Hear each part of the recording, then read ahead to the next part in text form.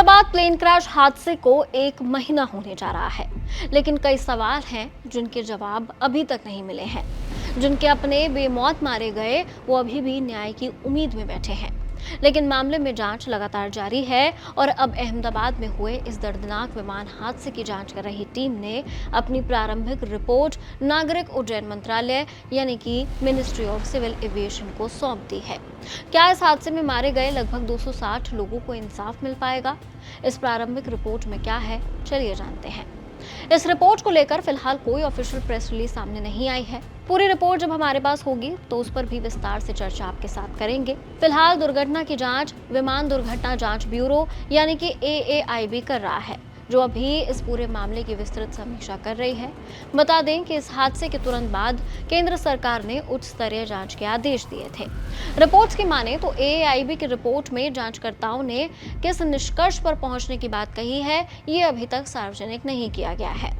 लेकिन आपको याद दिला दूं, 12 जून को अहमदाबाद के सरदार वल्लभ भाई पटेल अंतर्राष्ट्रीय हवाई अड्डे से उड़ान भरने के कुछ ही मिनटों बाद लंदन जा रहा एयर इंडिया का एक विमान मेघानी नगर इलाके में स्थित एक हॉस्टल परिसर पर दुर्घटनाग्रस्त हो गया था।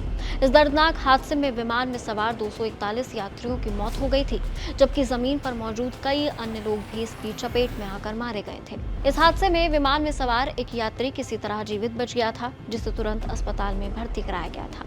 नागरिक उड्डयन मंत्रालय ने बताया था कि क्रैश साइट से बरामद ब्लैक बॉक्स के क्रैश प्रोटेक्शन मॉड्यूल को सुरक्षित निकाल लिया गया था। इसके बाद 25 जून 2025 को विमान दुर्घटना जांच ब्यूरो की लैब में इसकी मेमोरी मॉड्यूल को सफलतापूर्वक उस डेटा को डाउनलोड कर लिया गया था।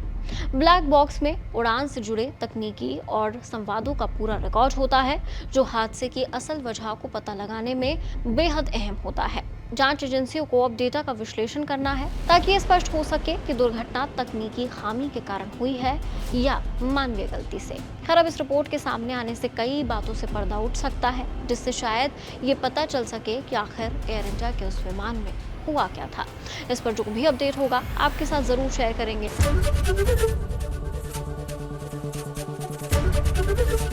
ABP गंगा, खबर आपकी, जुबान आपकी।